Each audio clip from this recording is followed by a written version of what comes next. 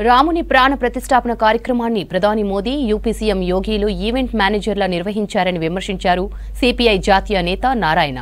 ఒక మతానికి చెందిన కార్యక్రమాన్ని ప్రభుత్వం చేయడం రాజ్యాంగ ఉల్లంఘనే అన్నారు. రాబోయే ఎన్నికల్లో లబ్ధి కోసం రామ మందిరం నిర్మాణాన్ని బీజేపీ వాడుకుంటుందని ఆరోపించారు. రామాలయ నిర్మాణానికి తాము వ్యతిరేకం కాదన్నారు. రాముడి ప్రాణ ప్రతిష్టాపన కార్యక్రమానికి రాష్ట్రపతిని ఎందుకు పిలవలేదని ప్రశ్నించారు నారాయణ. రామాలయం నిర్మించడం ప్రారంభించడం మాకే వ్యతిరేకం కాదు. ప్రతి ఊళ్ళో రామాలయాలు ఉన్నాయి, వాళ్ళు చేసుకోవచ్చు.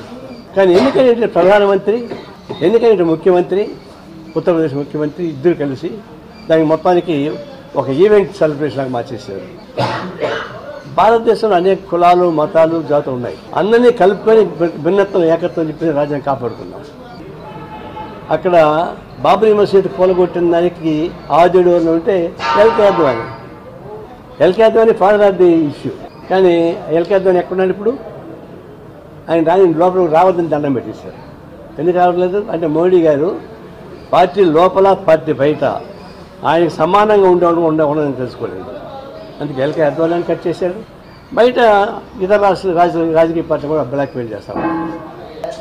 బాబ్రీ మసీదు కూలగొట్టింది సుప్రీంకోర్టు ఏం తీర్పిచ్చింది? అంతా మిథ్యని తీర్పిచ్చింది.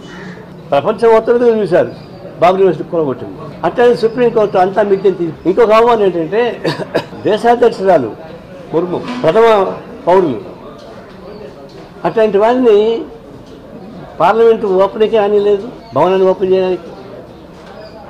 పోనీ అయోధ్యకు అందరినీ పిలిచారు కదా, మరి ఆమె ఎందుకు వెళ్ళకపోయారు? అంటే ఆమె ముత్తైదు కాదనా? ఇదేనా సెంటిమెంట్స్? ఇదేనా స్త్రీకి ఇచ్చే గౌరవం? ఏదైనా ఆదివాసీ ఇచ్చే గౌరవం?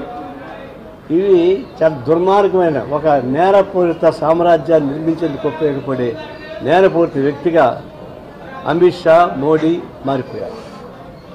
అందుకని ఈ దేశాన్ని సెక్యులర్ వ్యవస్థను కాపాడుకోవాలంటే ఇండియా కూటమి బలపడాలని కోరుకుంటుంది. 26 రాజకీయ పార్టీలు కలిసి ఇండియా కూటమి ఏర్పడింది.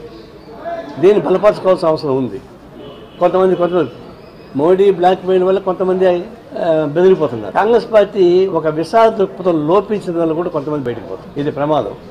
రేపు మోడీ గెలిస్తే పొరపాటున ప్రజాస్వామ్యం ఉండదు, సెక్యులరిజం ఉండదు. ఫస్ట్ క్యాజువాలిటీ లెఫ్ట్, తర్వాత కాంగ్రెస్ పార్టీ అవుతుంది. ఉదాహరణకి తెలుగు రాష్ట్రం, ఒకవైపు తెలుగు రాష్ట్రాలు రెండింటికి శత్రువు ఉన్నామంటే బీజేపీ అధికారానికి వచ్చిన తర్వాత తెలుగు రాష్ట్రాలు రెండింటికి అన్యాయం చేశారు. విభజన చట్టం మొదలుకొని ప్రతిదీ ఒక్క పైసా, ఒక బొట్టు కూడా తెలుసు.